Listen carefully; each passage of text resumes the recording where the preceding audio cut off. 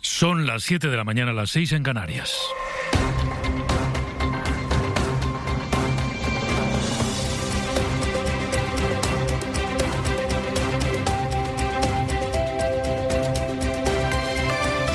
En la cadena SER, Hoy por Hoy, con Pedro Blanco.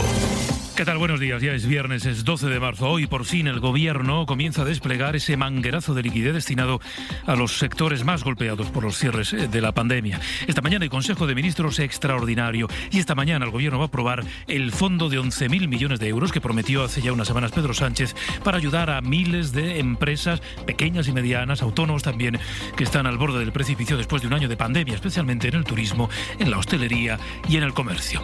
Aprobar ese fondo en todo caso no ha sido una tarea sencilla. Su negociación dentro del Gobierno ha evidenciado alguna que otra discrepancia. Esto no es una especie de subasta de cantidades que no se resuelve con un tuit o con una nota de 2 páginas. Se trata de que escuchamos de Nadia Calviño esta semana era un ejemplo. Finalmente ha habido acuerdos, se ha impuesto la urgencia de los negocios que no pueden esperar mucho más, la verdad.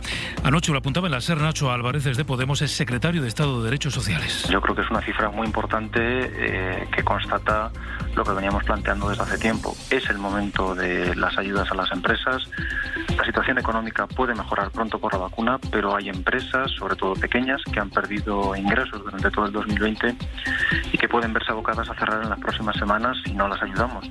Y por lo tanto, una propuesta de este calado es la que hace falta en este momento. Hay que salvar el tejido productivo y el empleo. Se han perdido ingresos en el 2020 y en lo que llevamos de 2021, el parón del consumo en algunos sectores es francamente preocupante. Bueno, pues para conseguir que esas empresas no quiebren, no desaparezcan, 7.000 millones de euros de ese fondo van a ser ayudas directas que van a distribuir las comunidades autónomas. Jordi Fábrega. El Gobierno tratará de agilizar los plazos para que los 7.000 millones en ayudas directas lleguen cuanto antes a las empresas que lo necesitan, pero al ser las autonomías las que gestionarán el proceso, también serán estas las que marquen el ritmo en que el dinero llegue a los negocios. En todo caso, hoy sí, el Consejo de Ministros aprobará en su reunión extraordinaria estas ayudas directas. 7.000 millones de euros es desde luego importante y de hecho nos alegra haber convencido al conjunto del Gobierno de la necesidad de avanzar por esta vía. Es Nacho Álvarez celebrando en hora 25 de los negocios haber convencido a la parte socialista del Gobierno de que apueste por estas ayudas directas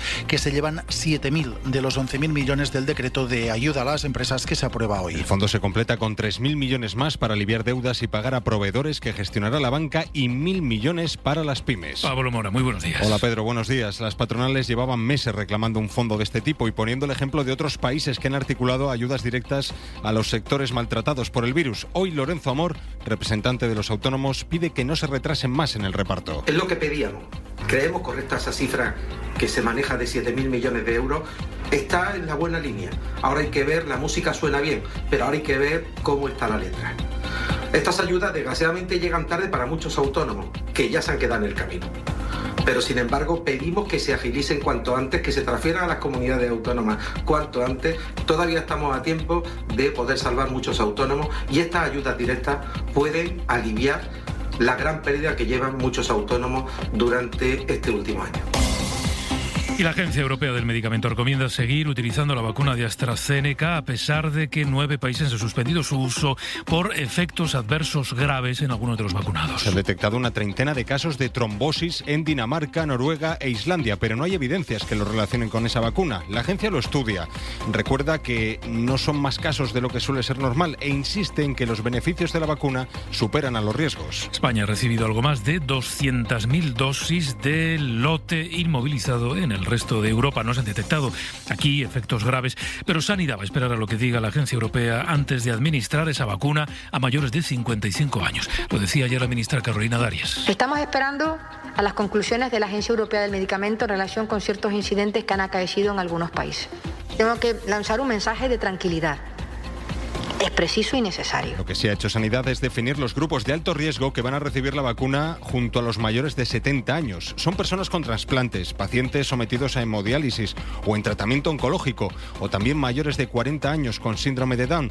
Ellos formarán parte del próximo grupo prioritario. Será una nueva etapa dentro de este todavía lento proceso que pronto va a contar con la primera vacuna monodosis. Europa ha dado el visto bueno al uso de la vacuna de Johnson & Johnson, que debería llegar en abril. Amos García, presidente de la Sociedad Española de Vacunología, hablaba este jueves en la SER de las ventajas de esta dosis. Desde luego va a ser importantísima por dos cosas. Primero, porque es una vacuna nueva que se incorpora, eso significa más dosis disponibles, y en segundo lugar, porque además desde el punto de vista logístico tienes una ventaja indudable.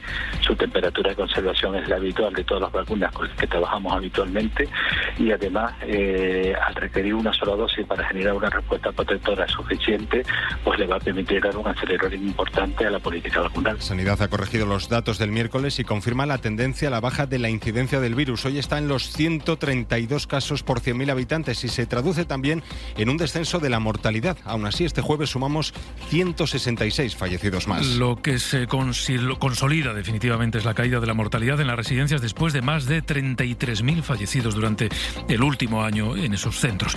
Las vacunas que empezaron a administrarse a finales de diciembre han conseguido parar por fin la tragedia que ha supuesto el coronavirus en los centros de mayores, una tragedia que la SER ha ido contando semana tras semana a través de los datos que hemos ido recopilando en nuestra red de emisoras. En los últimos 7 días han muerto 76 ancianos por COVID, cuando hace un mes y medio murieron 760 en una semana. Aún quedan 1.400 ancianos contagiados a día de hoy, casi todos en la Comunidad Valenciana, pero es que hace mes y medio llegó a haber casi 14.000 mayores infectados en geriátricos de toda España. Miguel Ángel Muñoz Encinas, buenos días. Hola Pedro, buenos días. Desde el 8 de marzo del año pasado, que es cuando se inició la estadística, al menos 33.036 ancianos han muerto por COVID o síntomas compatibles. Suponen un tercio del total de muertes que, según el INE, ha causado la pandemia en nuestro país. Ha sido un año en el que el coronavirus ha atacado de manera implacable la parte más débil y vulnerable de nuestra sociedad. Una situación que se ha repetido en las sucesivas olas y a la que solo ha puesto fin la llegada de las vacunas. En la primera ola, la más letal, murieron unos 20.000 mayores entre marzo y junio. La mitad, por cierto, con síntomas compatibles con la enfermedad, pero sin pruebas que confirmaran que tenían el virus, porque en aquel momento no había capacidad para hacerlas. En la segunda fallecieron cerca de 10.000 y en la última y más reciente, la que empezó tras la Navidad, algo más de 3.000. La comunidad que más ha sufrido el azote del virus en sus residencias ha sido Cataluña, con casi 9.000 ancianos fallecidos, según la Generalitat. Le siguen Madrid con más de 6.000, Castilla y León con 4.000, Castilla-La Mancha con más de 3.000, Andalucía y la Comunidad Valenciana con más de 2.000 o Aragón con más de 1.500. Las vacunas, Pedro, han sido lo único que ha conseguido parar esta tragedia. Bueno, benditas vacunas. Esta es la realidad pandémica a día de hoy en nuestro país, una realidad eclipsada en las últimas horas por las mociones de censura, por ese juego de tronos que se ha montado en la derecha. Esa actualidad política va a coger el puente aéreo. Si nos dan un minuto, se lo contamos.